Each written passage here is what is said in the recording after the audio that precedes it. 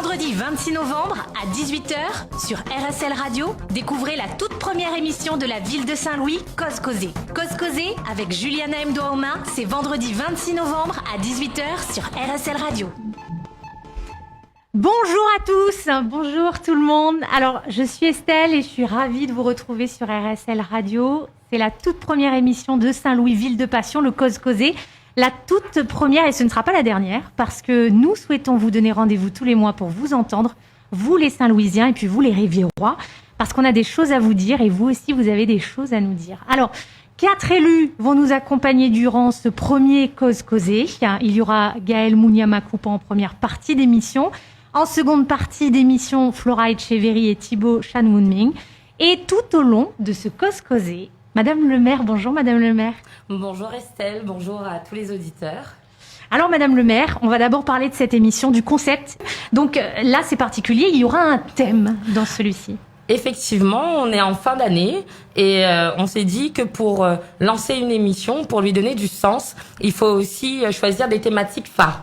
Il y a tellement de choses qui préoccupent les habitants, tellement de sujets qui méritent d'être valorisés. Donc il faut aussi être organisé dans sa communication.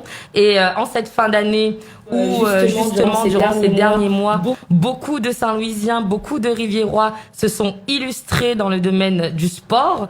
J'ai pensé que c'était opportun de commencer par ce thème-là. C'est en plus les associations sportives, elles ont beaucoup souffert de la crise Covid, donc c'est aussi une manière d'apporter un soutien. Et Saint-Louis avait toujours été de toute façon une ville de renommée dans le sport. On est en train d'essayer de déployer une politique sportive pour pouvoir à nouveau arriver à notre meilleur niveau dans tous les sports. Il y a les sports collectifs, les sports individuels. Donc aujourd'hui, l'idée, c'était que cette émission soit un support pour valoriser tous les talents sportifs que compte cette ville. Et justement, pour nous accompagner sur ce sujet, votre délégué au sport et aux loisirs, donc Gaël Mouniama-Coupan. Gaël, bonjour. Oui, bonjour. Bonjour Estelle, bonjour à tous. Alors, vous ouvrez le bal, c'est vous la toute première à lancer l'émission finalement pour la toute première. Justement, vous voulez nous parler du sport et de tout ce qui s'est passé durant cette année ? Oui, bien sûr. Je rejoins tout à fait ce que Madame le maire vient de dire. Et effectivement, lorsque on est arrivé, donc au mois d'août et au mois de décembre, on a repris les projets, on a repris les dossiers, on a relancé les travaux. Et du coup, en avril 2021, on a eu la réouverture de la piscine de la Rivière, donc qui a été fermée pendant quand même de nombreuses années. C'est suivi en août de l'ouverture du stade de Théophile Waro, qui a permis aux associations de football de pouvoir rejouer dans la ville de Saint-Louis. On a eu également cette année l'augmentation des subventions donc pour les associations et également augmenter aussi, on va dire, le nombre de subventions pas que pour une association, mais on a beaucoup plus d'associations qui ont candidaté. Et là, on voit aussi l'apparition de nouvelles disciplines telles que le judo, le volley, le basket, et on espère bientôt aussi le rugby parce que voilà, c'est en bonne voie. Et il y a pas mal de discussions qui sont menées aujourd'hui avec la Ligue de rugby. Et puis voilà, on parle beaucoup de sport de compétition, mais concernant le loisir, dès notre arrivée, on a mis en place, on a lancé aussi un diagnostic sur tous les aires de jeu parce que voilà, il est de notre devoir d'assurer la sécurité de tous les pratiquants, qui viennent, que ce soit sur les trucs workout ou les enfants qui vont sur les aires de jeu. Et cette année, il y a aussi un projet qui nous a tenu à cœur, c'est l'aisance aquatique et j'apprends à nager.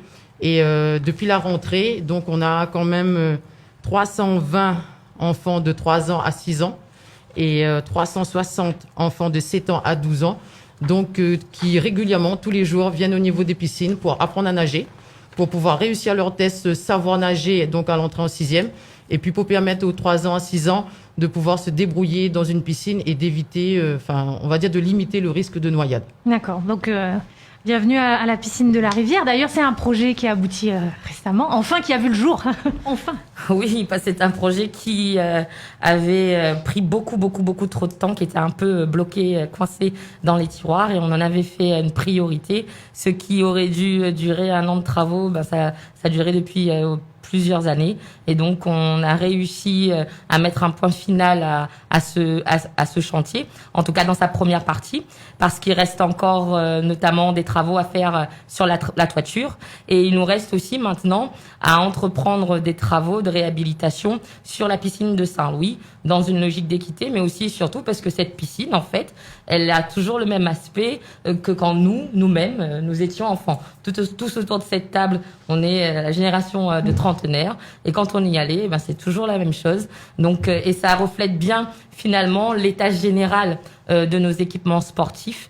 Globalement, il y a un plan de réhabilitation à mener sur nos équipements sportifs, et il y a aussi la nécessité de travailler pour pouvoir construire de nouvelles infrastructures. Nous sommes en projet dans le cadre du NPNRU, nouveau programme de renouvellement urbain du GOL, projet de construction d'un nouveau gymnase qui inclura un dojo, des salles multi-activités et adossé à une maison des associations. Voilà, plein de projets. Et en plus, on a quelque chose à vous annoncer en fin de première partie d'émission, mais je n'en dis pas trop, pas tout de suite. Bon, on va accueillir nos premières invitées. Elles sont deux.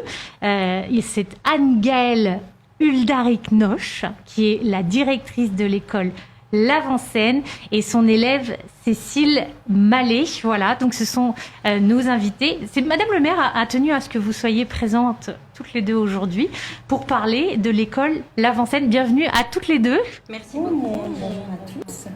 Bonsoir. Bonsoir. Cécile est avec moi ce soir. Donc oui, on représente l'école de danse L'Avant-Scène. On représente l'école de danse L'Avant-Scène. Donc c'est une école de danse qui existe à la Rivière Saint-Louis depuis 2002. C'était anciennement l'école Centre chorégraphique Chantal Brown. Moi, je suis professeure de danse depuis 8 ans dans cette école, et j'ai repris l'école cette année. Voilà.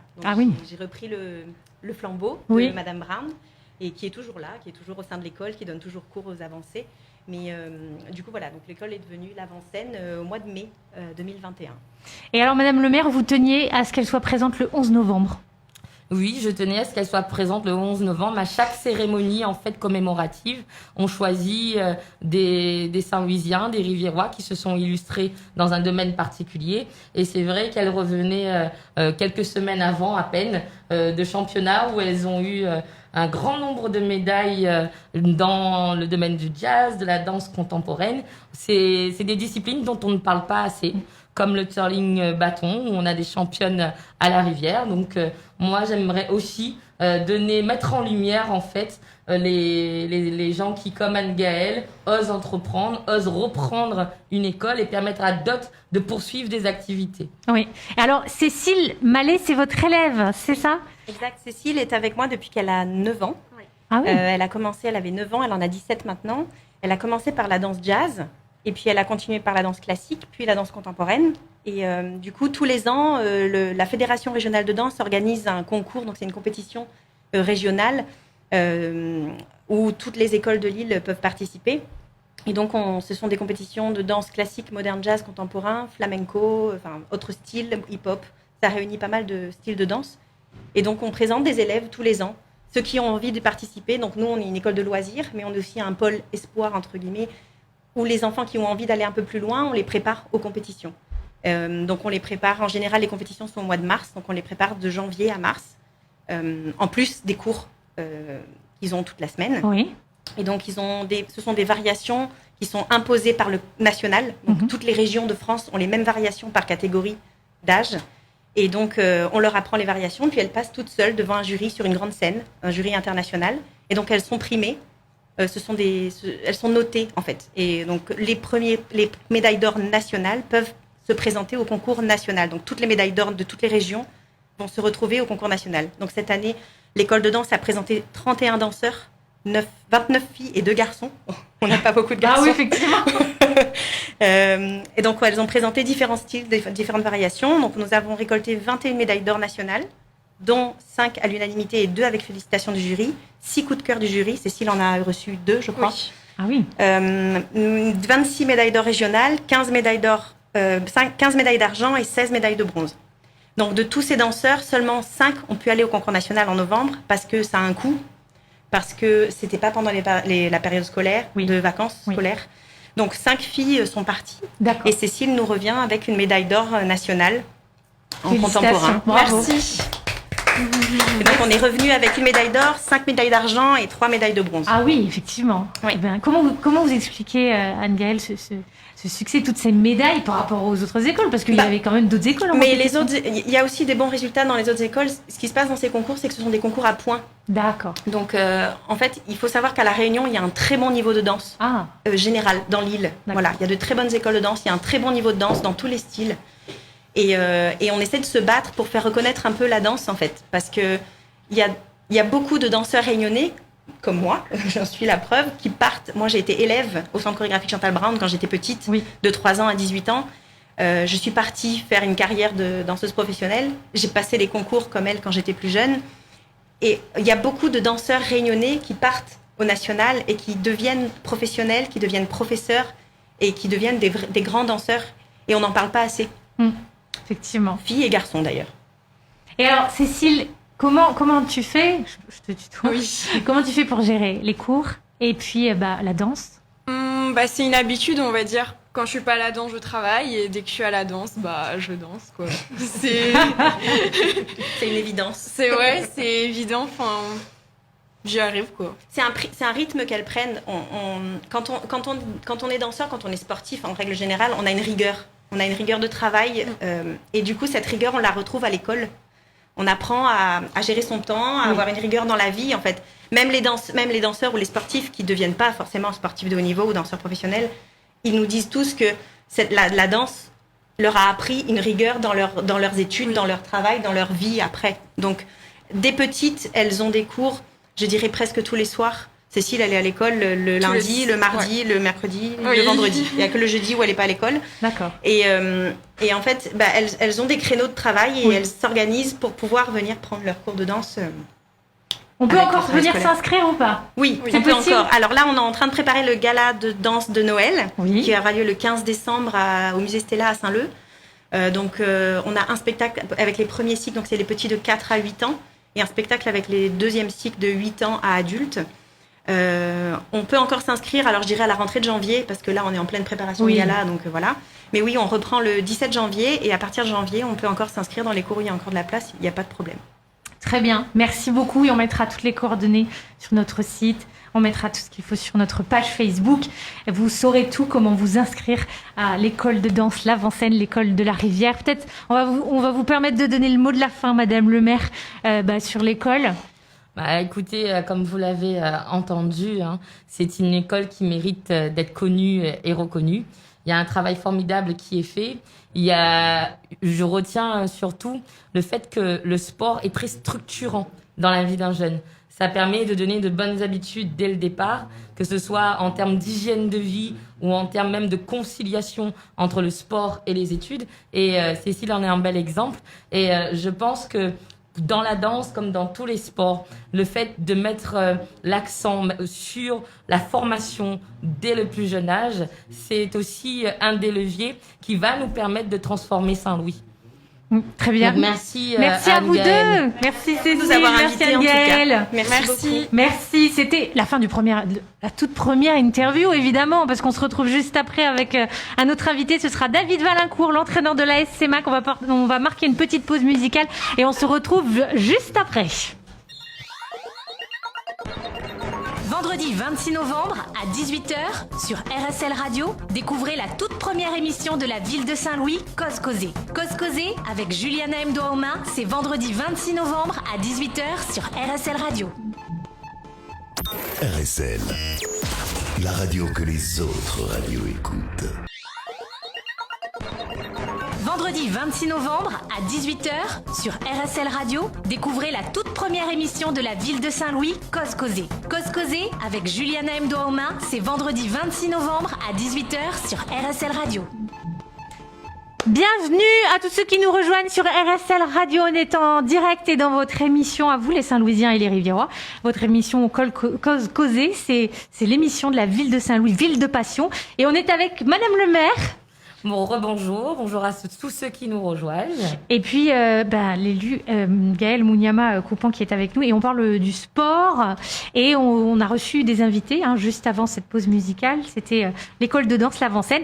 Et là, justement, c'est pour ça, la chanson a été choisie en fonction, Madame le maire. Eh ben oui, une chanson qui donne de l'entrain, puisque on reçoit à présent Monsieur David Valincourt, qui est l'un des fondateurs de la SLEMAC, qui nous a quand même fait vibrer franchement avec de belles et grandes émotions durant ces dernières semaines. Oui, on a mis les mains en l'air. Écoutez, déjà, merci pour l'invitation, Madame le maire, et toute son équipe. Bonsoir à tous les auditeurs et auditrices. Et c'est un grand plaisir pour moi, David Valincourt, de représenter la SLEMAC ce soir. Alors justement, Gaël, par rapport à tout ce qui s'est passé avec la SLEMAC et toutes ces émotions qu'on a vécues, votre avis par rapport à tout ça?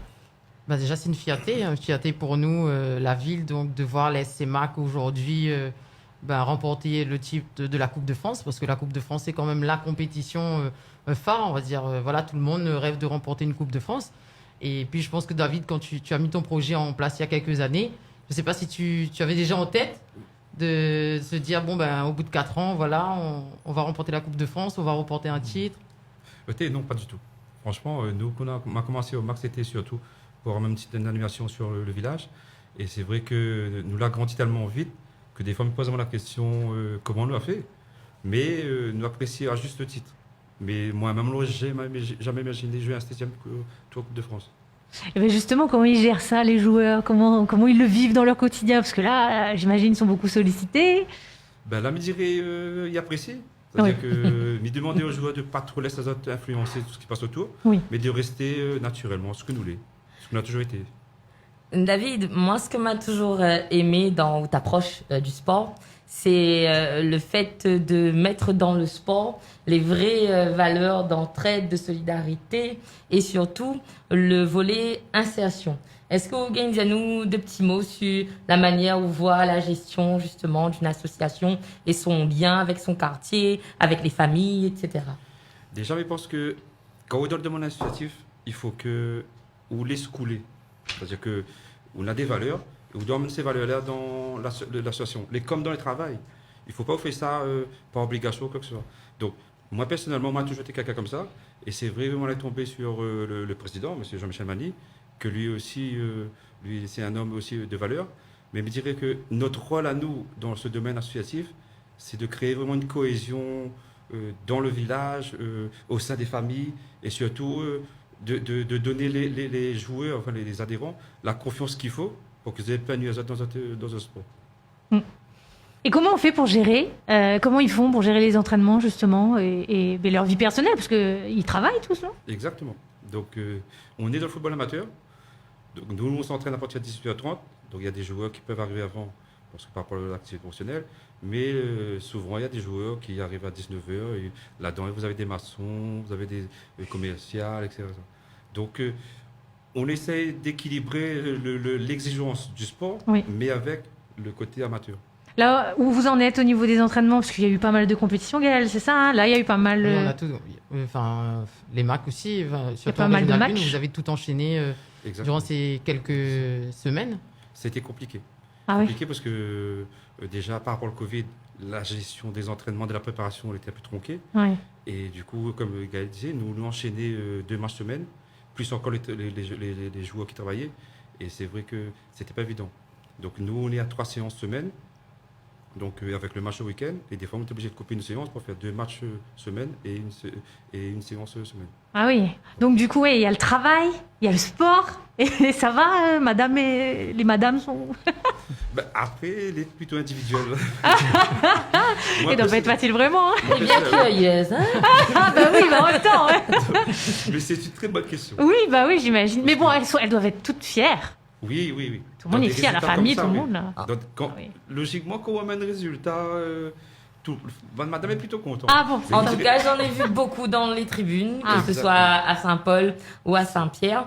Et ça aussi, je pense que dans le sport, c'est important qu'on puisse ramener un public il y a le public familial qui est autour des joueurs, Oui. mais il y a aussi les passionnés qui, j'espère, seront de plus en plus nombreux à revenir sur les stades. D'ailleurs, j'en profite tant que j'y pense, si vous me permettez.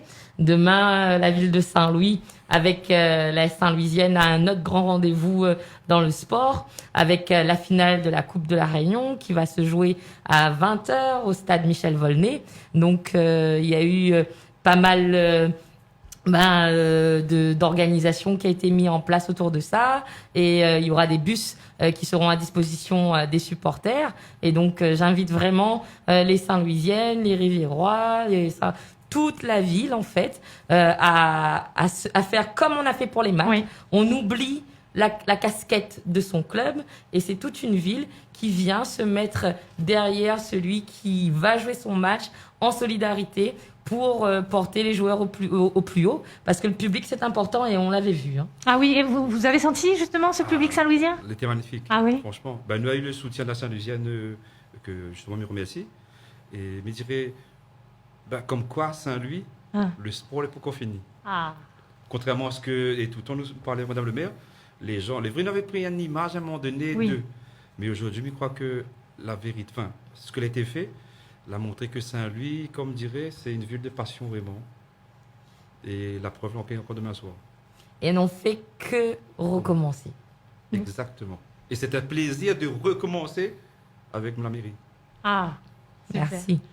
Et Gaëlle, alors, par rapport justement à cet engouement là, qui est arrivé d'un coup, les Saint-Louisiens qui se sont réveillés, qui se sont dit, le sport est là. Oui, franchement, ça fait plaisir, parce que là, c'est vrai qu'on parle beaucoup de l'équipe première, mais on se croise tous les week-ends parce qu'il y a les plateaux jeunes. Et voilà, ça fait plaisir de revoir. En ce moment, on organise beaucoup dans notre zone, et on voit beaucoup de petits Saint-Louisiens, Riviérois qui sont sur les terrains. Là, on parle beaucoup de football, mais c'est vrai que dans toutes les autres disciplines, la semaine dernière, j'étais parti voir le badminton, c'était pareil. Il y a le judo bientôt. Donc oui, ça fait plaisir. Et puis, comme on disait, le sport est vraiment fédérateur. Oui. Et ça fait du bien de voir Saint-Louis là où elle est aujourd'hui. Oui, effectivement. Et oui, parce que finalement, là, on a quelques invités, mais les sportifs sont nombreux. Il y en a plein qui s'illustrent et qu'il faudrait mettre en avant. Et puis... C'est pour ça qu'on a créé le trophée Talent Nous de Ville. On a eu l'occasion de décerner les premiers aux joueurs de la S Lemat lorsqu'ils ont réussi en Coupe régionale de France. Mais notre objectif, c'est d'organiser dans les prochains mois un gala des champions pour qu'on puisse vraiment découvrir discipline par discipline les Saint-Louisiens, les Riviérois qui réussissent, et que la ville ait aussi une reconnaissance vis-à-vis de ceux qui s'engagent. Je pense que on part de tellement loin qu'il faut mettre l'exemple en lumière. C'est par l'exemplarité aussi qu'on va réussir justement à amener d'autres valeurs aux plus petits qui poussent derrière, et aussi à faire rayonner Saint-Louis au-delà de ses frontières à l'échelle de la Réunion, mais aussi au national, puisqu'on en a qui réussissent au niveau national. Même international. Et je profite d'être aussi justement. à l'antenne pour relancer un petit message aux associations sportives, parce qu'on les a sollicitées. Et voilà, on attend toujours le retour de pas mal d'associations. Donc n'hésitez pas, si vous avez des jeunes qui se sont illustrés, comme disait Madame le maire, que ce soit sur le plan régional, national ou international. Donc vous pouvez nous contacter, vous pouvez contacter la vie associative. Super. Mais je pense que, je reprends Madame le maire, nous avons besoin de ça, Saint-Louis, c'est-à-dire qu'une certaine reconnaissance, bon, pour mon cas personnel, c'est-à-dire que viens investir, et des fois, très peu de reconnaissance de ce qu'on fait. Et moi, j'ai été très touché par le trophée la dernière fois, la mairie l'a remis à nous, et encore ce soir, l'émission qu'on fait de Madame le maire, et nous avons besoin de ça. Et tout à l'heure, je parlais avec un jeune dehors, que lui aussi est champion de France aussi, et c'est un plaisir de voir des jeunes réussir à Saint-Louis, et surtout de voir une mairie qui met en place des actions, quelles que soient les actions, pour justement valoriser. Et les bonnes mamans, il a besoin d'eux. Il a besoin de voir un peu d'autres dadas, d'autres cousins, d'autres grands frères, ils sont dans le quartier comme ça, et ils arrivent à ce niveau-là. Donc franchement, c'est des initiatives que nous avons besoin à Saint-Louis. Moi, pour ceux qui ne savent pas, qui ne nous suivent pas sur Facebook et qui n'ont pas vécu cette soirée Talent Nous de Ville, il y avait tous les joueurs qui étaient là, dans la salle Simone Veil, en respectant évidemment les règles sanitaires. Et ils ont tous reçu un très beau trophée. Moi, je l'ai trouvé magnifique, ce trophée. Il était très, très beau. Et vous avez été récompensés. Et là, vraiment, vous avez rencontré Madame le maire et vous avez été récompensés. Oui. Combien de trophées au total, Madame le maire? Il y en avait une trentaine. Une quarantaine. Une quarantaine.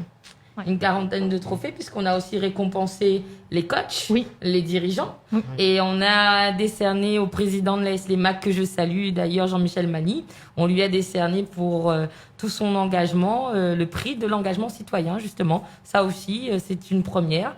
C'est symbolique, mais derrière, pour moi, il y a beaucoup de sens, parce que, encore une fois, on a besoin de l'énergie de tout le monde. Les bénévoles associatifs, les entreprises qui veulent bien sponsoriser aussi les clubs. On a besoin que nous, au niveau de la mairie, on se mette vraiment en ordre de marche pour porter notre politique sportive. Et les familles autour, les supporters, c'est un tout. Qu'est-ce qu'on peut souhaiter à la SC Mac, là, Nous, pour ce qui arrive pour l'année prochaine, pour nous 2022? reste pareil. Pour nous reste pareil. Voilà. Là, L'authenticité. Voilà, c'est ça. Nous, là, nous les monter en R1, c'est qu'il n'était pas prévu. Mais là, nous va redescendre, mais nous va rester sur le même projet. Nous va essayer d'améliorer. C'est-à-dire, nous avons vu c'est quoi l'élite, nous va remettre à nos sonorités et nous va travailler pour plus tard pour arriver à l'élite, tout simplement. Eh ben, c'est tout ce qu'on vous souhaite. Hein. Merci. Voilà, c'était. Merci ça beaucoup, y est. David. Merci, On a David. eu notre instant Merci, foot. Merci. Merci David, on va marquer une autre pause musicale et juste après un autre invité, on va parler boxe juste après cette pause. Vendredi 26 novembre à 18h sur RSL Radio, découvrez la toute première émission de la ville de Saint-Louis, Cause Causée. Cause Causée avec Juliana Mdoaoma, c'est vendredi 26 novembre à 18h sur RSL Radio. Vous êtes sur RSL et toujours dans l'émission Cause Causée avec Madame le maire et puis Gaëlle Mouniama-Coupan. Nous parlons de nos sportifs à Saint-Louis avec des invités qui étaient avec nous juste avant. On a parlé foot, on a parlé danse et maintenant on va parler boxe avec le champion de Pancrace qui va nous expliquer ce que c'est. Madame le maire, vous êtes formidable en DJ, hein? Moi, j'aime beaucoup la programmation musicale. On l'a choisi avec Damien. L'idée, c'était qu'on puisse avoir quand même une musique qui fasse résonance pour lui. Damien, bienvenue. Merci beaucoup. C'est super de vous avoir. Vous allez nous expliquer ce que c'est que cette discipline où vous avez été décoré. Voilà, ça y est, vous êtes champion de boxe de la Réunion, c'est ça? Champion de Pancrace. Champion de Pancrace. Mais c'est quoi le Pancrace? Alors le Pancrace, c'est, on va dire, du pied-point au debout. On va arriver avec un combat au sol qui peut se finir par clé de bras, étranglement, voilà. C'est du pied-point et on continue au sol. Il y a toujours un combat au sol et voilà. Et parlez-nous un peu de vous, mais vous avez quel âge? Depuis combien de temps vous faites du Pancrace? Alors, officiellement, ça fait 1 an que je suis licencié dans le club de Vincent Haro, mon coach.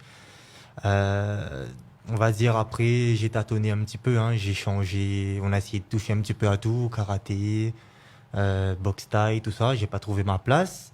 Et officiellement, ça fait 1 an. Voilà, 1 an que je suis licencié là-bas. Et puis voilà, j'ai 22 ans. Voilà. 22 ans. Un an et déjà champion. Oui. Ça fait plaisir. C'est clair. Oui.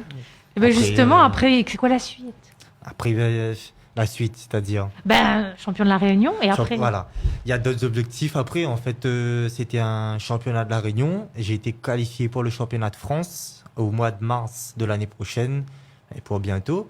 Après, on va dire qu'il y a d'autres options à côté pour l'instant. Comme là, le week-end prochain, je prépare le championnat de Kawan qui va se passer sur le tampon. Kawan. Voilà, Kawan. Pareil, ce sera du pied-point. D'accord.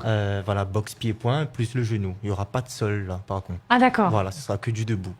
On va chercher le KO et voilà. Ah oui, le KO. Ouais. Oui, quand même. Après, je veux dire. Qu'est-ce que ça t'apporte, la boxe, Damien? Pour moi, là.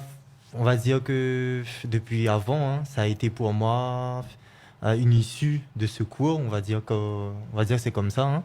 J'ai eu quand même une jeunesse assez difficile. Pour moi, la boxe à l'heure d'aujourd'hui, ça m'a ouvert des portes, ça m'a canalisé. Voilà, pour moi, ça me fait un bienfait et je vis de ça maintenant. Et c'est une passion. Ouais, c'est plus qu'une passion. Hein. Merci de partager ça avec nous. C'est très important. Ouais, bien sûr. Après, j'encourage aussi. Quand je regarde un petit peu les jeunes, tout ça, je les encourage. Au lieu de... Parce qu'on voit un petit peu tout ce qui se passe en ce moment. J'encourage les jeunes à partir, que ce soit à la boxe ou dans une autre discipline. Mais parce que le sport, vraiment, ça ouvre des portes et ça peut changer le chemin aussi. Ouais. Justement, de manière pratique, où ça nous peut trouver à Zot Papang Fight Academy? Papang Fight Academy. Alors, le lundi, vous peut trouver à nous le lundi à Rochemeg, au gymnase de Rochemeg, à 18h. On a aussi un créneau le mercredi à 20h, le gymnase Jean Joly. Le jeudi, toujours à Rochemeg, on a un cours à 19h. Puis le samedi aussi à 14h30. Voilà, on a 4 cours par semaine. Vous intervenez aussi au niveau de Bel-Air, non? Bel-Air, voilà, le Bel-Air le vendredi matin. Aussi pour les kids, le mercredi à 17h. On a un cours de MMA pour les kids à Bel-Air. Voilà. Justement, Damien, c'est quoi le MMA? Parce que là, on parle du pancras. Et c'est quoi la différence entre le MMA et le pancras? Alors, le MMA, lui, on va rechercher la percussion au sol. Le pancras, lui, non. Le pancras, voilà, c'est comme je vous ai dit, c'est un peu pied-point debout, on va partir au sol, que des soumissions et des étranglements. Mais le MMA, lui, on va chercher vraiment la percussion. C'est vraiment un mélange d'arts martiaux mix. Voilà, un mélange de tout et voilà. Il y a d'autres jeunes dans le club qui se sont distingués. On peut peut-être en parler un petit peu. Moi, j'ai cru comprendre qu'il y avait d'autres champions de la Réunion quasi en même temps dans le club. Il y a Kovalen Grondin, c'est ça, dans la catégorie junior. Junior, oui. Ensuite, il y a Shivarajan Abezo. C'est ça, tout oui. Petit poussin. Champion de la Réunion aussi. Ils ont donné du grain, oui. Mais dans 2 disciplines, c'est ça? Toujours dans la même discipline, mais ils ont fait en pancras combat et pancras submission. D'accord. Le pancras submission, lui, c'est que du grappling. Voilà. Et puis, on m'a dit qu'il y avait une championne. Dounia. Prépoussin. Dounia. Jaffari. Jaffari. Voilà. Pareil, ils ont décroché leur titre, toute jeune comme ça. Ça fait plaisir. Prépoussin, c'est à peu près quel âge? Elle a 7 ans. Vous voyez, c'est magnifique. Voilà, 7 ans, 8 ans, si je ne me trompe pas. Mais franchement, un beau...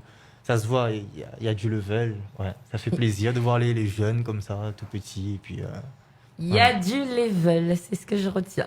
Ça fait plaisir. Ça vous donne envie, Madame le maire, j'imagine? Ouais, mais en fait, c'est quand on s'engage, c'est aussi pour tout ça. Parce qu'on le fait, parce qu'on aime notre ville, parce qu'on croit à la fois au potentiel du territoire, mais aussi au potentiel des habitants. Et quand on voit des talents comme ça s'exprimer, ça booste en fait. Oui, j'imagine. Ça vous booste. Et vous aussi, Gaël? Ah oui, forcément. Parce que, après, c'est vrai, comme tu disais tout à l'heure, le sport de combat, bien souvent, on pense que voilà, c'est la bagarre. Et puis, comme tu l'as dit tout à l'heure, ça canalise finalement. Ça aide à trouver une voie. On apprend nos valeurs, les principes et des valeurs. Et puis, franchement, ça canalise. Et puis, j'espère qu'il y a plein d'autres jeunes qui vont peut-être prendre exemple ou se dire, ça donne envie, allons le rencontrer, allons voir ce qui se passe dans ce club. Et ça va peut-être les aider. J'imagine que le club accueille encore des licenciés. Après, nous, on a 70 licenciés faciles. Oui. Et on a d'autres créneaux qui s'installent encore bientôt. Donc, la porte est ouverte, comme on dit. S'il y a des jeunes qui sont intéressés, plus petits ou adultes, on est là, on est ouvert. Prochaine compétition au mois de mars alors? Au mois de mars pour le championnat de France. Il faudra qu'on suive ça de très près. Et du coup, c'est quoi ta catégorie de poids? Moi, c'est la catégorie des 70. Ouais. Donc voilà, gérer. Après, il y a tout un travail derrière. C'est de gérer l'alimentation, rester au poids. Ouais. Tout ça, c'est pas forcément facile. Au mois de mars, il est encore loin. Les fêtes, ils arrivent. Ah oui, c'est vrai. Mais je veux dire, voilà. Et comment tu gères ça, toi, au quotidien? Après, au quotidien, c'est pas facile avec le boulot déjà. Je travaille en tant qu'agent de sécurité, donc bosser de nuit. Et avec le sport, après le boulot, c'est vraiment pas facile. Mais je veux dire, quand on aime quelque chose, on essaie de s'organiser. Puis aussi, le coach, il s'investit beaucoup quand même. Justement, je pense que c'est un coach qui mérite un gros big up. Ah oui, franchement, s'il m'entend là, bravo. Monsieur Vincent, merci beaucoup. Vincent Waro. Voilà, exact. Franchement, voilà. Les coachs sont vraiment comme des grands frères en fait. Dans le sport. Ils jouent pleinement leur rôle d'éducateur et c'est de ça dont on a besoin. Ouais. Le côté éducation par le sport. Et puis, je le salue parce que je sais qu'il a aussi donné de son temps dans le cadre de projets avec la politique de la ville pour des jeunes de Bonne-Neuf-Coco pour que, justement, ils puissent s'initier à la boxe. Donc, ce sont des gens formidables, en tout cas, qui méritent d'être reconnus, comme le disait tout à l'heure David Valincourt. Tout à fait. Ouais. Damien, merci beaucoup. Merci à vous. Merci d'avoir accepté notre invitation, de nous avoir parlé de vous, de votre club et de Vincent qu'on salue, qui nous écoute certainement. Oui, certainement. Et on aura l'occasion de reparler de vous parce qu'on vous suit de près, parce qu'au mois de mars, eh bien, c'est reparti pour la compétition. C'est ça. Voilà Bonne pour continuation. Merci ouais. beaucoup. Merci à vous. C'est gentil. C'était le dernier invité de cette première partie. Gaël, merci. Madame le maire, bientôt la seconde partie, mais vous avez peut-être un mot à nous dire sur le sport à Gaël. Et puis, moi déjà, je veux adresser mes remerciements à Gaël parce que c'est une élue qui est engagée, qui connaît son sujet, qui illustre bien quelque part comment on a construit cette équipe. On a été chercher dans chacun des domaines des gens qui en sont... qui étaient peut-être pas des politiciens, mais qui sont des professionnels de leur domaine, et je vois toute la différence. Et justement, Gaëlle, elle travaille beaucoup avec ses équipes, et de manière tout à fait récente, les projets qu'ils ont menés ont trouvé un bel aboutissement que je voudrais quand même citer, à savoir que la ville a été lauréate du label Terre de Jeux 2024, et je sais que ça lui tient particulièrement à cœur, donc je vais lui laisser l'honneur d'en parler. C'est la première fois qu'on en parle, on a eu la bonne nouvelle il y a même pas une semaine, donc Gaëlle, si tu peux justement valoriser ce point. Oui, tout d'abord, moi je souhaitais féliciter donc les services qui ont travaillé sur ce projet, donc notamment le service des sports, mais aussi la Caisse des écoles qui s'est associée à nous, et on a commencé donc déjà à travailler au mois de juillet, où le thème des centres aérés c'était les Olympiades.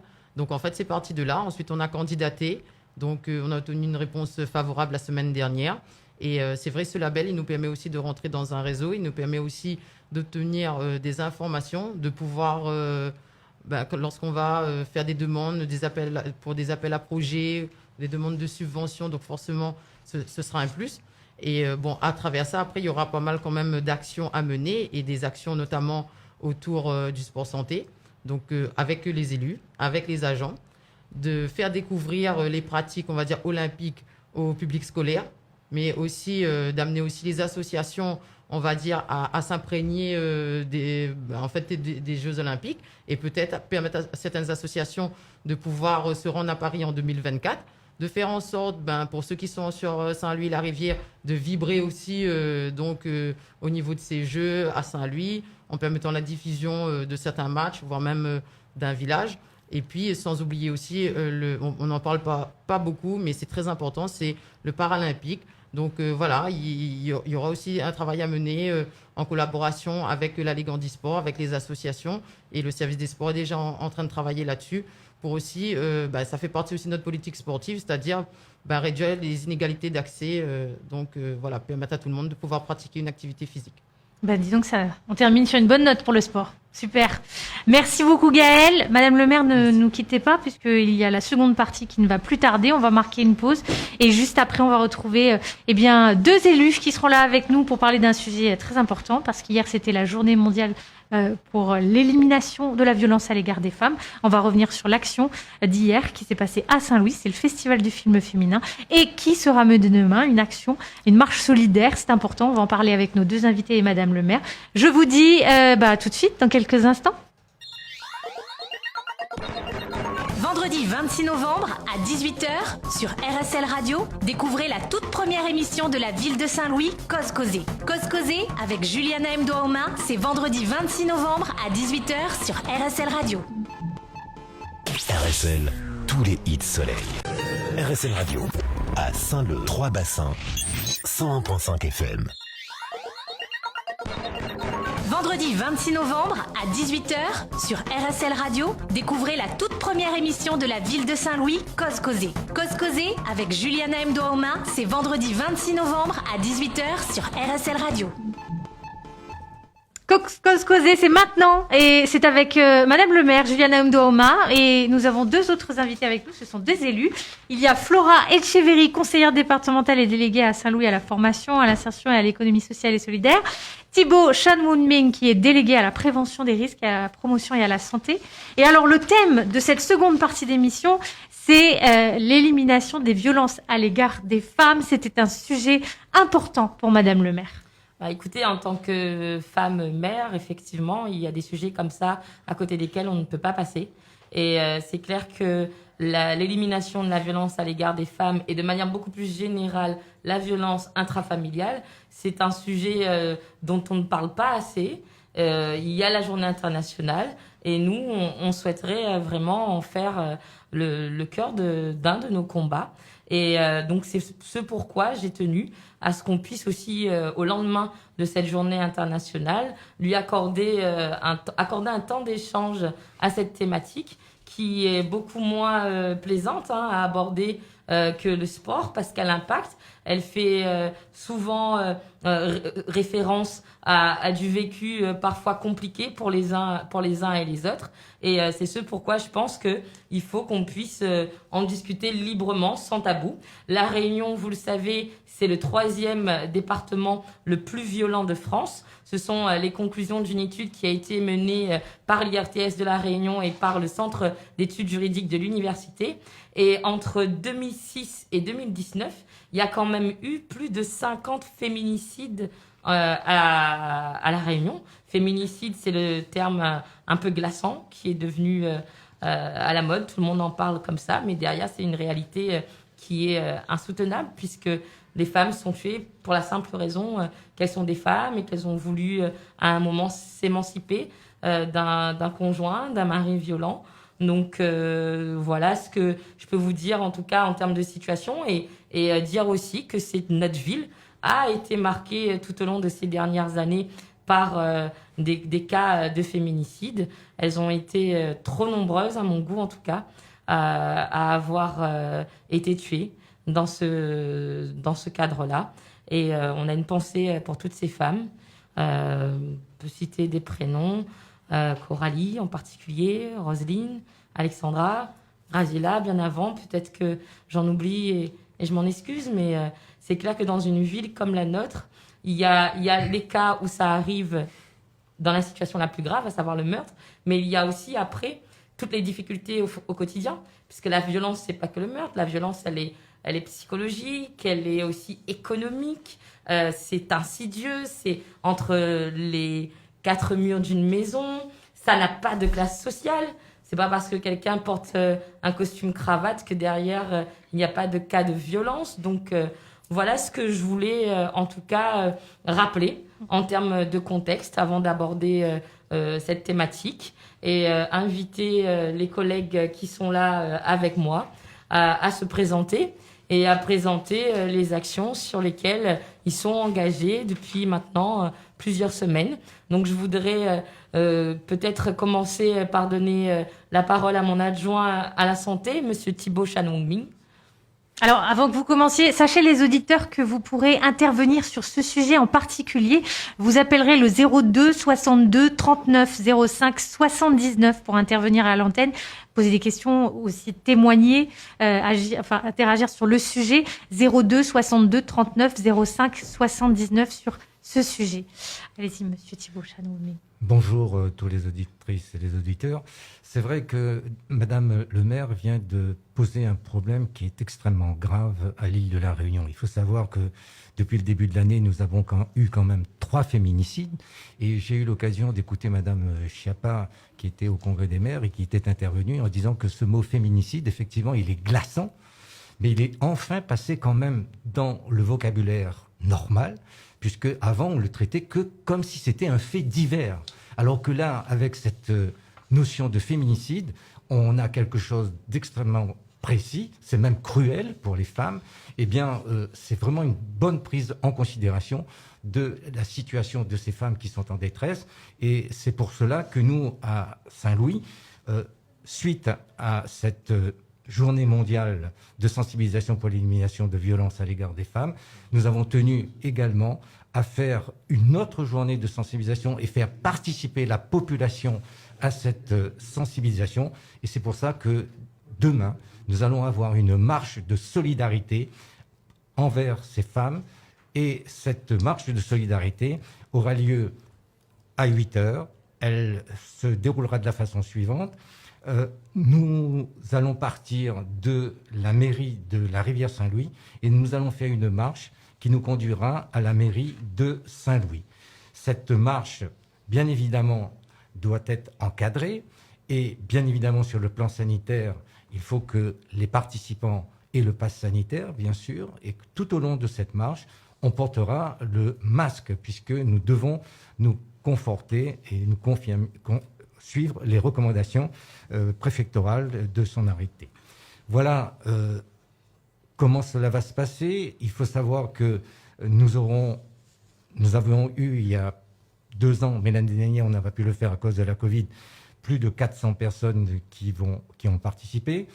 Cet après-midi, j'ai fait un recensement auprès de services de CCAS. Il y a plus de 350 personnes qui sont inscrites à l'heure actuelle. Donc, les gens peuvent encore venir, il n'y a pas de problème. Et ce sera bien encadré. Il y aura un service de sécurité qui est mis en place. Il y aura une étape à Plateau Goya, puisque nous n'allons pas passer par la route nationale pour ne pas créer des embouteillages. Nous allons passer par le domaine de l'Arrêt, arriver à Plateau Goyave, où il y aura une étape pour ceux qui seront fatigués, ils pourront se restaurer et se ravitailler en boisson.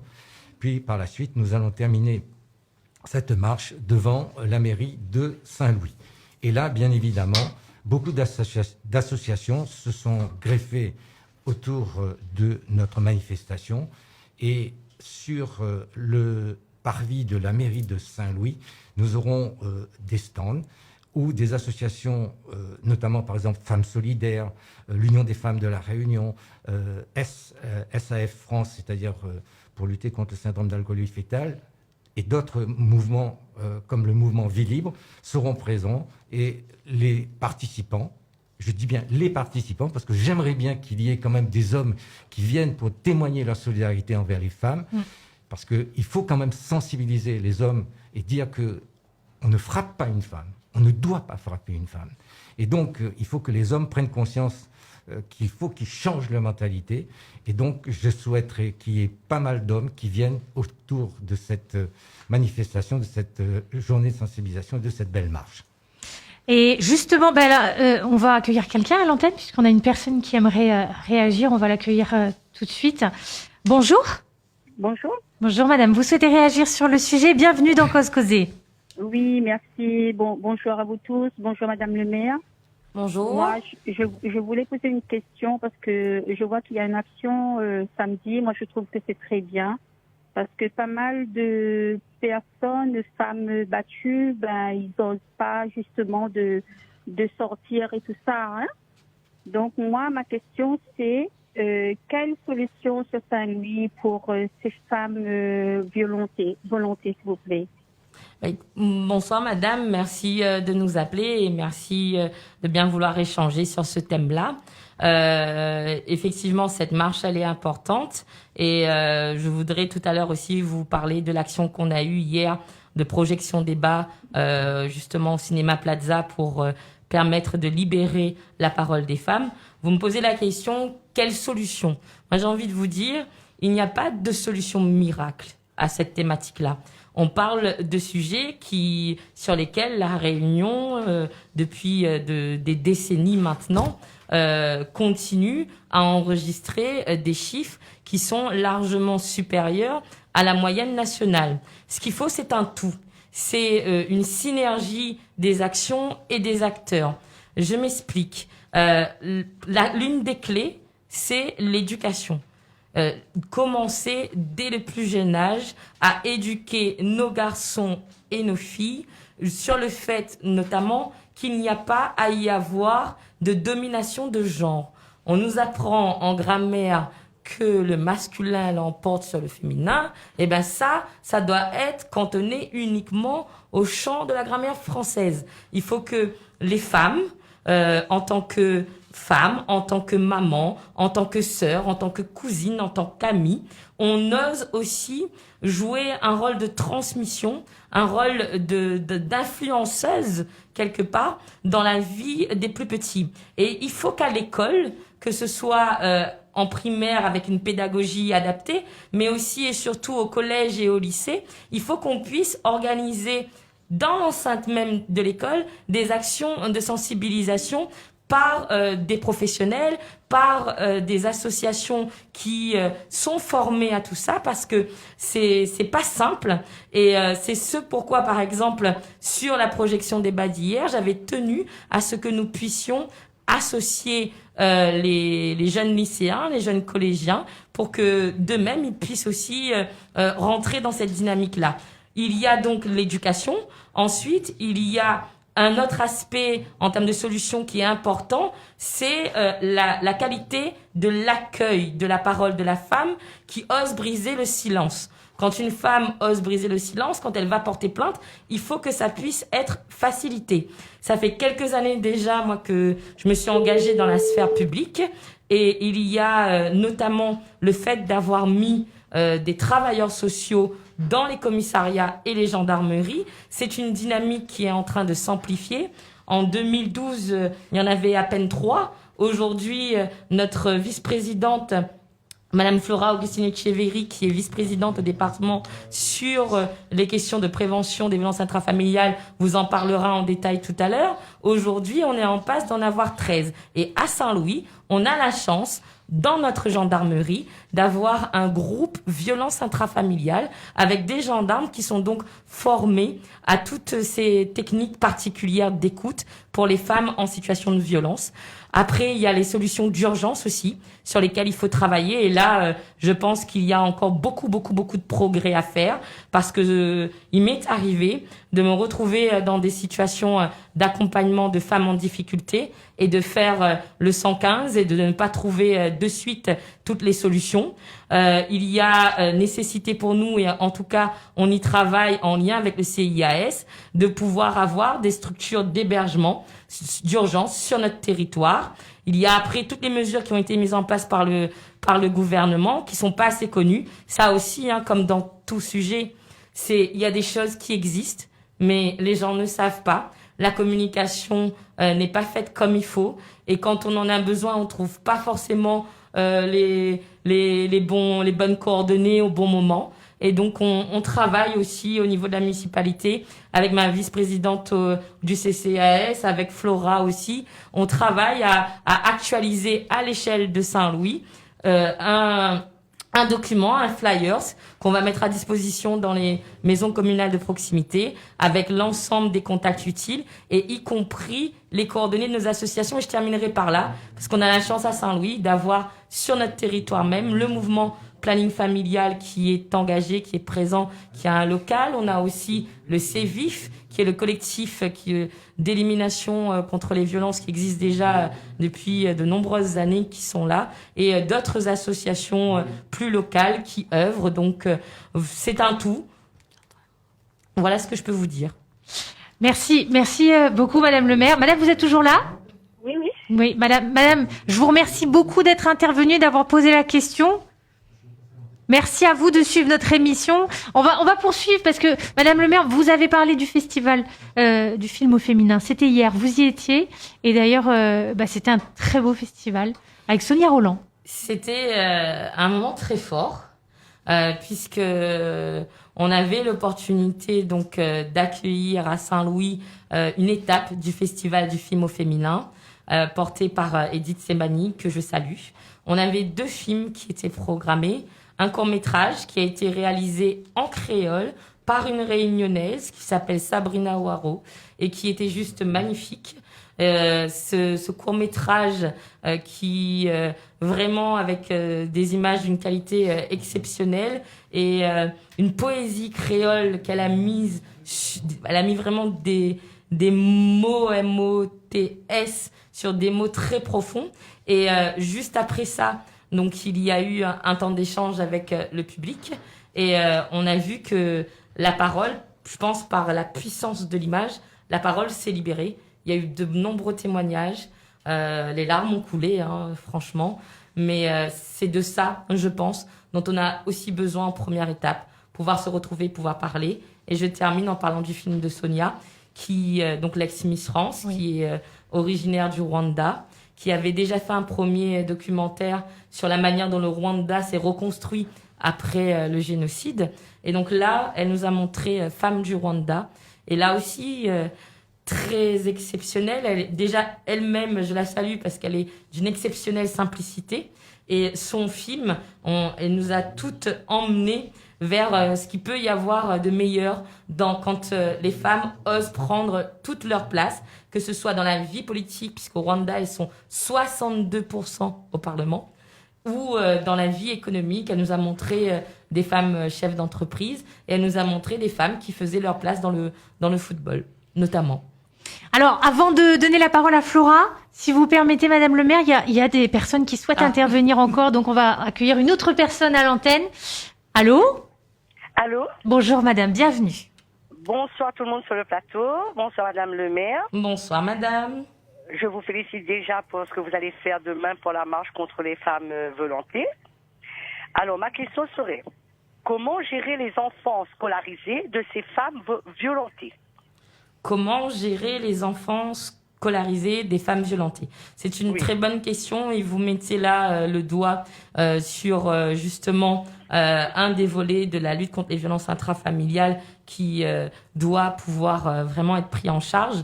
Les enfants sont souvent témoins des violences et là aujourd'hui l'acteur qui occupe le premier rôle c'est le département notamment dans le cadre de la protection de l'enfance.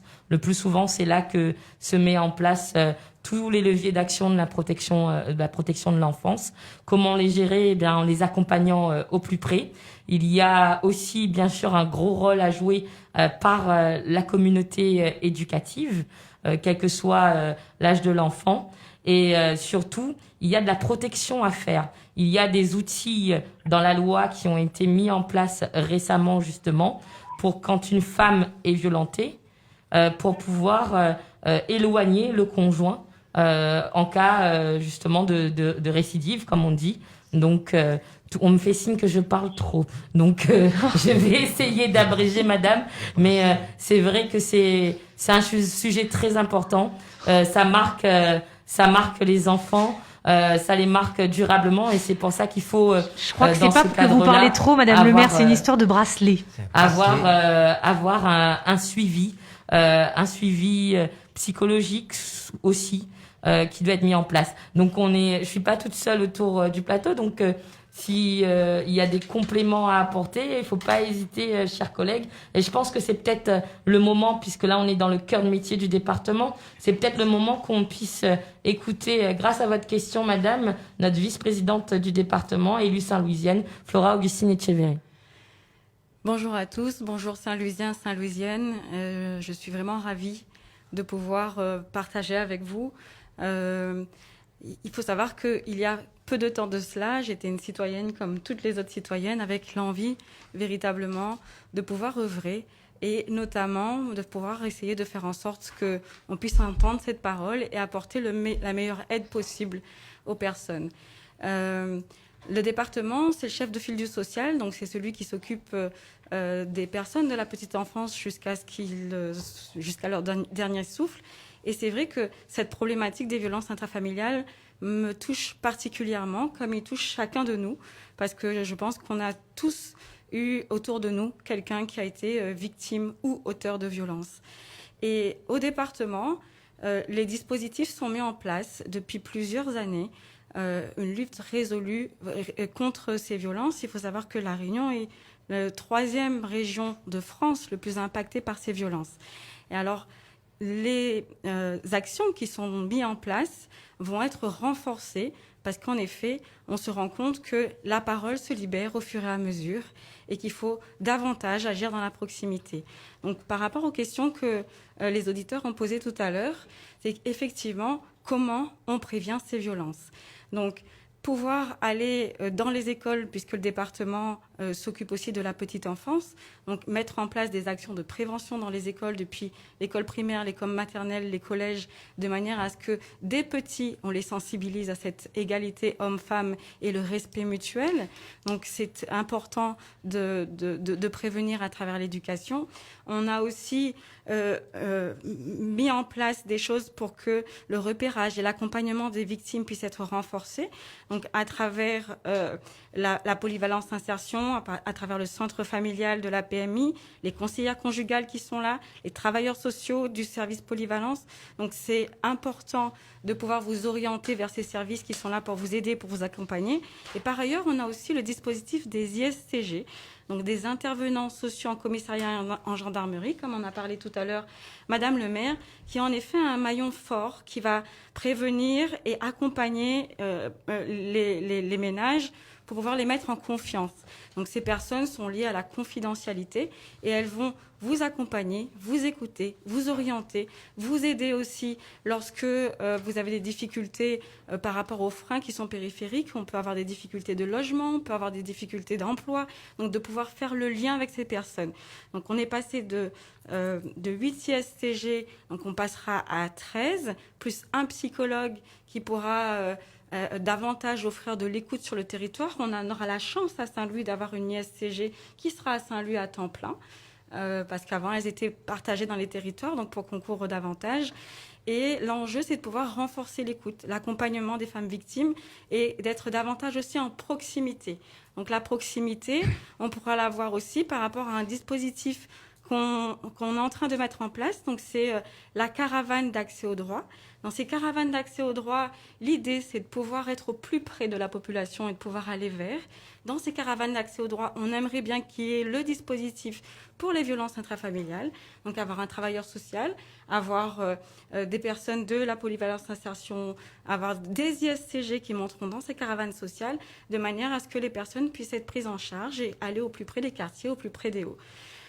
Sécuriser aussi le parcours et la prise en charge des enfants, comme a dit l'auditrice tout à l'heure, parce que bien souvent, derrière ces femmes victimes de violences, on a aussi les enfants qui sont des victimes collatéraux et qu'il est important de pouvoir les accompagner. Donc par rapport à ça, on crée une cellule d'écoute, pour sensibiliser aussi les parents, pour pouvoir accompagner les parents, parce que souvent les parents sont aussi en difficulté, pouvoir aussi faire une campagne d'information grand public, parce qu'il est vrai qu'il y a beaucoup de choses qui existent, mais les gens ne sont pas informés. Donc des moyens seront faits pour mettre en place cette campagne d'information, pour aller vers les collèges, comme je vous ai dit, pour pouvoir former à la fois les enseignants, pour être attentifs aux signes d'alerte par rapport aux enfants qui sont en souffrance. Vous avez aussi la crypte, donc la cellule qui viendra d'information et de repérage pour les enfants qui sont en danger. Donc toutes les personnes peuvent, si elles ont un doute, de pouvoir signaler en fait qu'un enfant peut potentiellement être en danger. Donc ne pas hésiter à appeler le 119, qui a un numéro qui est international, qui est national. On est en train de mettre en place un numéro qui soit justement local, pour qu'on puisse avoir aussi des personnes qui parlent en créole, qui puissent prendre en charge en fait nos appels. Donc n'hésitez pas en tout cas de vous rapprocher des services. Alors, vous avez essayé de nous dire quelque chose tout à l'heure, Monsieur Thibault. On a mal compris.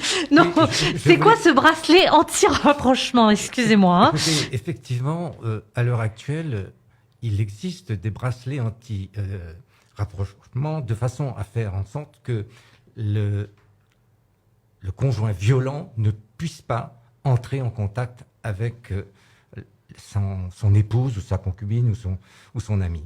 Donc ça, c'est une action qui, à l'heure actuelle, est demandée aux gendarmes de faire le maximum pour que ces bracelets anti-rapprochement soient appliqués et que les personnes violentes ne peuvent plus se rapprocher des personnes qui sont victimes de leur violence.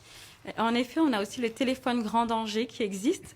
On a maintenant, avant on en avait 25, maintenant on a des 40 téléphones grand danger qui peuvent être à disposition des femmes qui ont porté plainte et qui se sentent en danger pour qu'il y ait une réactivité immédiate. Et Madame le maire, oui. Non, je disais que en fait, on parle beaucoup de dispositifs et ce qui interpelle quand on parle de violence intrafamiliale, c'est surtout le décalage en fait entre l'ampleur des dispositifs qui existent, vous avez vu, on en a parlé pendant de longues minutes, et la réalité vécue par les gens. Et je pense que c'est là que notre société doit progresser, sur comment faire en sorte que tout ce qui existe dans les textes, au niveau des institutions, arrive véritablement aux personnes qui en ont besoin quand elles en ont besoin. Et c'est là la marge de progrès, c'est là où la proximité a un rôle à jouer. Parce que madame, sa question, si on revient à sa question, hein, sa question était vraiment quand il y a de la violence, comment on fait pour protéger les enfants? Parce que derrière, c'est tout le cycle de la violence qu'il faut réussir à casser. Parce que trop souvent, il y a des reproductions de schémas.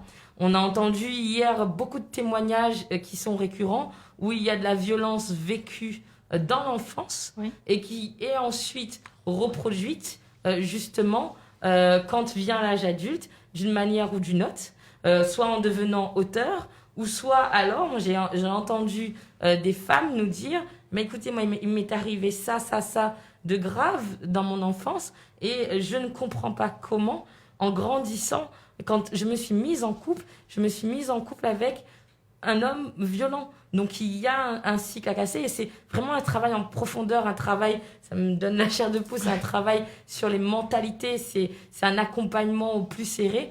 Et il y a effectivement plein de choses qui existent, mais il faut que tout ça fasse sens pour les personnes qui sont concernées. Oui, c'est ça. On a une autre personne, je crois bien, au standard, qui serait prête à passer en ligne avec nous, en direct. Allô? Bonjour, vous êtes en direct. Bonjour. Ah, on ne l'entend pas. Non, elle est partie. En tout cas, oui, vous le dites, Madame le maire, il y a des choses. Alors pourquoi ces gens... à chaque fois qu'ils ont besoin d'aide, on n'arrive pas à trouver cette aide. Pourquoi ils sont perdus? Vous pourrez peut-être l'expliquer. Vous êtes toutes les trois là pour nous le dire. Il y a un contexte social qui pèse en fait. Même si la violence, elle n'a pas de classe, il y a quand même, plus on cumule les difficultés, plus il est compliqué d'avoir accès à la bonne information. Et puis il y a aussi le fait que trop souvent, par exemple, quand arrivent les féminicides, et on a eu le cas pas plus tard qu'au début du mois, les femmes ont porté plainte. Les femmes se sont manifestées. Il faut le radiser. Maintenant, la parole quand même se libère. On commence à avoir du courage. Ils détacent la langue. Donc, il y a des alertes. Et en même temps, souvent, c'est un manque de moyens. Un manque de moyens humains parce qu'il n'y a pas assez de personnel dans les institutions concernées pour prendre en charge tout ça. Il ne faut pas non plus qu'on évacue cette réalité-là. Parce qu'à chaque fois qu'il y a eu un cas, souvent, pas toutes les fois, mais souvent, il y a eu des signalements. Mais sauf que parfois, ça arrive au pire. Et encore une fois, on pense au pire, mais il y a aussi tout le poids de la violence au quotidien. Et surtout quand elle est morale. Et là, forcément, si on est... j'avais des statistiques là qu'on a abordées hier. En général, les violences intrafamiliales touchent les foyers où la femme ou l'homme est en inactivité. Dans les statistiques, on voit bien tout ça. Ça touche aussi beaucoup les jeunes couples. Donc, vraiment, c'est une thématique compliquée. Moi, j'ai pas la prétention, ni ce soir, ni demain, d'avoir toutes les solutions, mais j'ai seulement un engagement vis-à-vis de la population saint-louisienne et riviéroise, qui est celui de dire que à notre niveau, on essaiera de jouer notre rôle au mieux pour mettre à leur portée les informations qu'il faut, pour soutenir autant que faire se peut les associations qui peuvent les accompagner, parce qu'il faut aussi du temps pour pouvoir le faire et des compétences particulières, activer des leviers comme ceux du département pour faire en sorte que ici effectivement on puisse avoir un travailleur social à temps plein, un psychologue qui soit pas partagé en 3 villes, il faut attendre 3 mois pour avoir un rendez-vous. Donc tout ça, c'est le job qu'on peut faire pour essayer d'améliorer notre écosystème d'accompagnement et de prise en charge des personnes victimes de violences.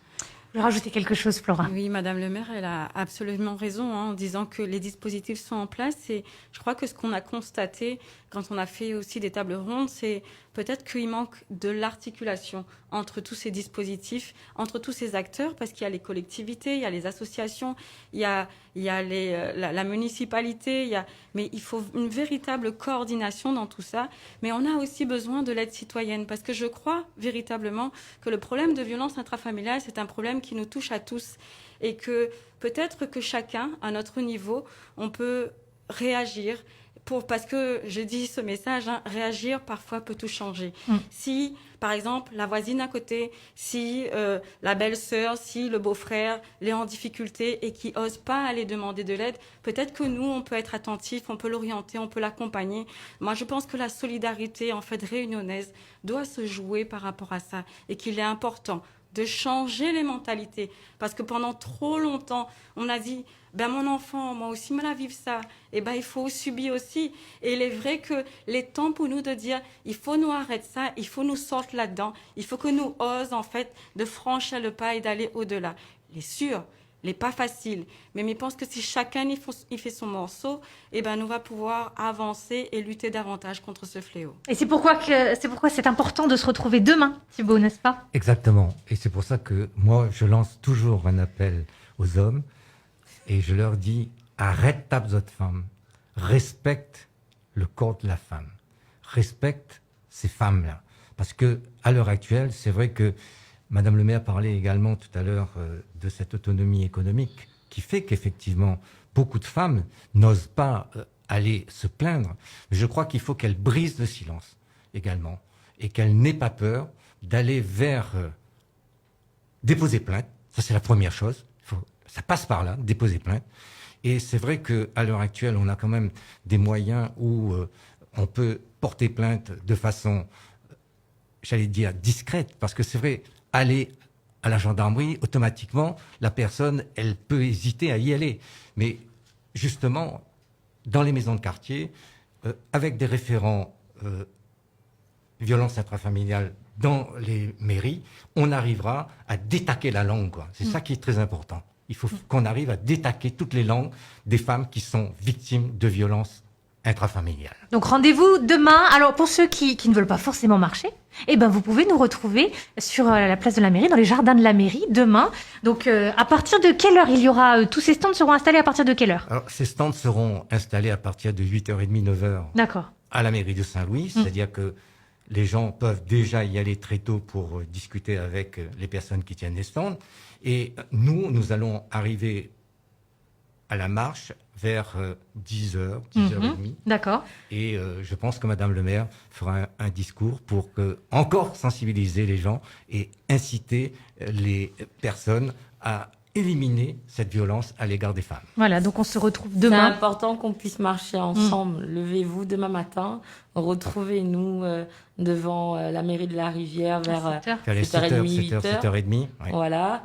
Et c'est vrai que le soleil est chaud, c'est vrai que c'est hyper contraignant parce que de nos jours, avec les contraintes sanitaires, dès qu'on veut faire une manifestation, engager une démarche, on l'envisage d'une certaine façon. En cours de route, il y a de nouvelles restrictions qui apparaissent. Mais malgré tout, ce que j'ai retenu du beau moment qu'on a partagé hier au Plaza autour de la projection débat, c'est que celles qui sont concernés, ça leur apporte un réconfort immense. Et rien que ça, c'est déjà un premier pas positif. Donc, on vous attend nombreuses et nombreux, comme disait Thibaut, parce que c'est une cause qui doit mobiliser les hommes. On vous attend demain matin, vers 7h30, devant la mairie de la Rivière, nous mettre notre basket, on aura un joli t-shirt que l'a été fait, qui sera remis à tout le monde. On ira chacun à son rythme, inquiète pas autre. Moi, en tout cas, ça marchait, mais à mon rythme. Donc, je connais pas si m'arrive 10h en bas. Donc, nous attendons Azot demain matin. Allons mettre la main ensemble pour faire en sorte que, sur ces sujets-là, nous arrive à montrer que à Saint-Louis, à la Rivière, on a la solidarité. C'était notre premier cause causé, Madame le maire. Ôtez enfin nous à cause causée. Et mamie veut dire quand même un mot avant qu'il finisse. Un grand merci à RSL Radio. Oui. Un grand merci à toutes celles et ceux qui, en mairie, ont travaillé sur cette émission. Merci à celles et ceux qui sont là-bas, derrière à la technique. Parce en coulisses. Que sans eux, on serait pas là, on les voit pas, mais c'est important. C'est un dialogue, en tout cas, que j'aimerais renouveler chaque mois avec la population saint-louisienne et rivieroise. Merci beaucoup, Madame le maire. Merci à tous ceux qui nous ont suivis. Merci à vous les invités. Merci Thibaut. Merci Flora. Merci à Gaël Pluto. Et puis les invités sport qui étaient avec nous, les sportifs qui étaient avec nous un petit peu plus tôt. Je vous dis à la prochaine fois. On vous dira quand. Vous inquiétez pas. Suivez-nous sur la page Facebook de la ville. Donc, Saint-Louis, ville de passion. À très bientôt. RSL Radio. Week-end.